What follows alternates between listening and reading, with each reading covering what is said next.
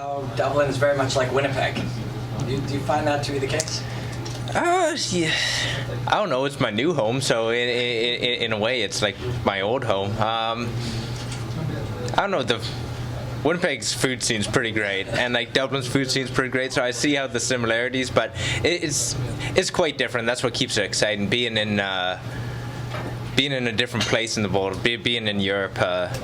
Is crazy for me because I never left Canada or never left North America until 2016. So all of a sudden, in another year, I was living there. Do you feel more relaxed going into this fight just because you've been here, done that?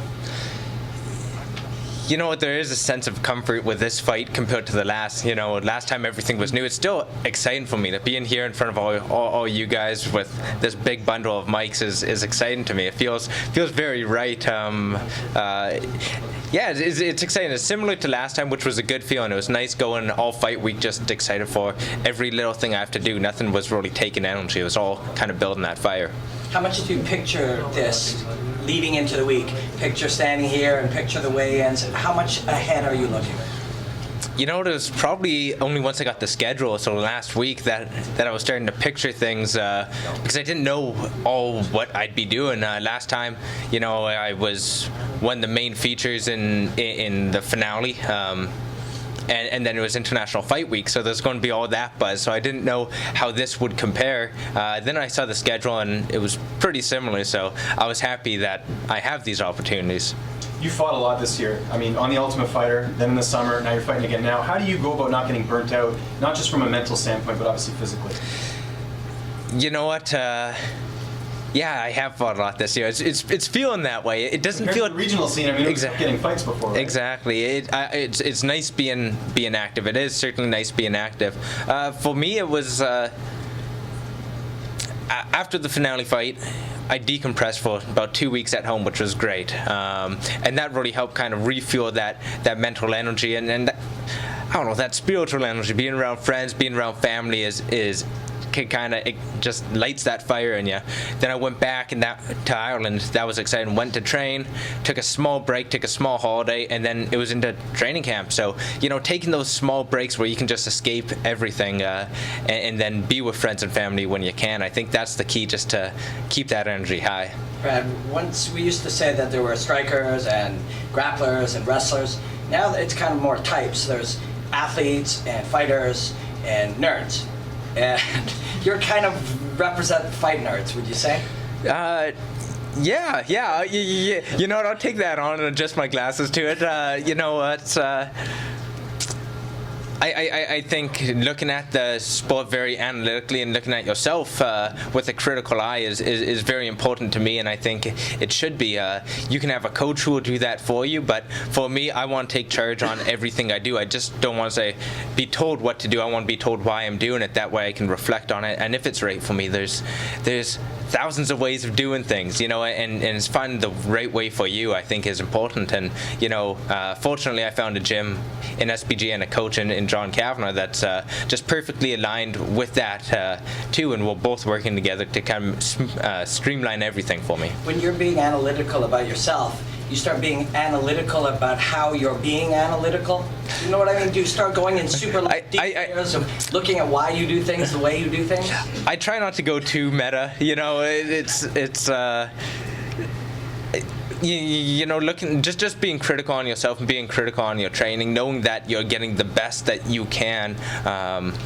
That's around you. You know, I have a lot of great relationships now back home in Winnipeg and in Ireland. I'm just looking to keep on building those. That way I can take exactly what I need when I need it. Do we feel like we're going to see, I mean, you had a great performance in your debut, but do you feel like we'll see the real Brad Katona, just the fact that you're fighting at bantamweight for this? We saw you fight at featherweight, now you're fighting international weight class.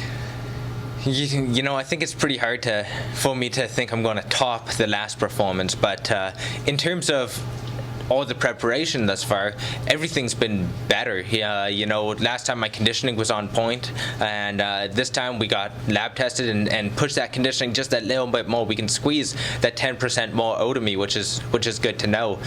In terms of sparring partners, I've been going with the killers at the gym, Brian Moore, Blaine O'Driscoll. You know, those guys have been pushing me, and that's a little harder sparring than I was getting last camp. So everything's been kind of tweaked and enhanced a little bit more. So you know, being down at bantamweight, I feel just as good as I was featherweight. You know, today's not going to be quite as fun as last time, but you know, besides that one day, everything else is better than last. There's a story going around the gym that Ron Cavanaugh calls you a bully. What's the story behind that? Well, probably looking at me, I'm not really your stereotypical bully. You know, he's just trolling me online.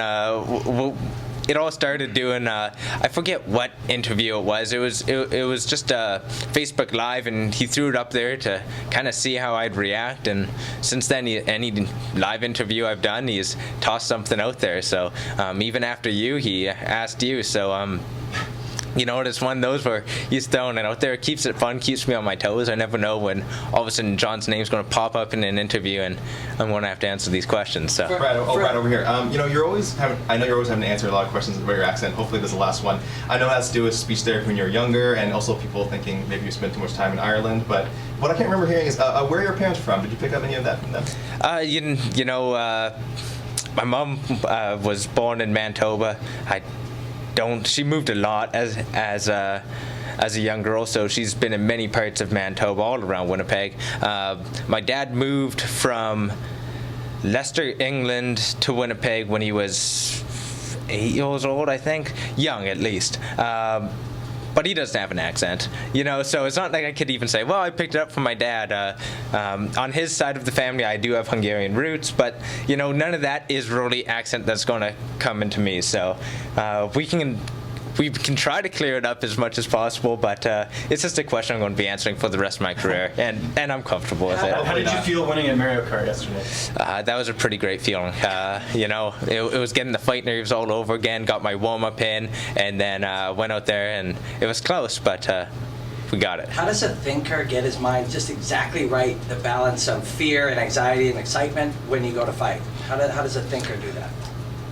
I think it all comes down to your preparation. So in sparring, you should be replicating those feelings.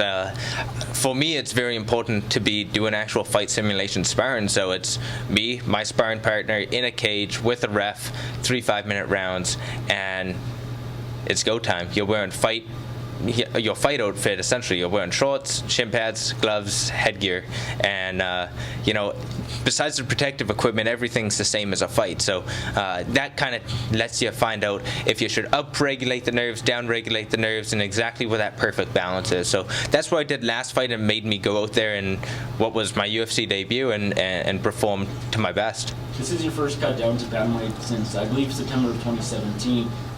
Has that made it a bit more difficult just getting back down there for the first time in a while, or is Lockhart and Leith making it pretty easy? You know, the Lockhart and Leith team are making it very easy. I was potentially concerned about it, but that's why we started about 9 weeks out. You know, it's not like I just went, okay, normal 6-week diet and we're going to get it. We started a long ways out. That way we could monitor and make sure everything was dropping as it should, and it's looking good. You know, I'm feeling good. I still have energy to chat with you this morning.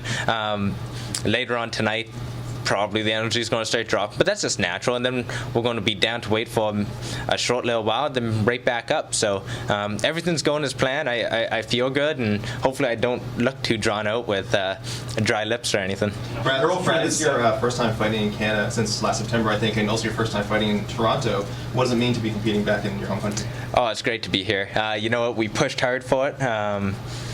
You know, every couple of weeks we'll send out, okay, can we get on this card? And it shaped up, and it shaped up quite a bit in advance too. So I got another full training camp. You know, not every fighter is that lucky to get, I think it was about 9 weeks, you know, to prepare for it. So I'm very fortunate there, and you know, it's exciting to be on not only a big card, but a big card in Canada.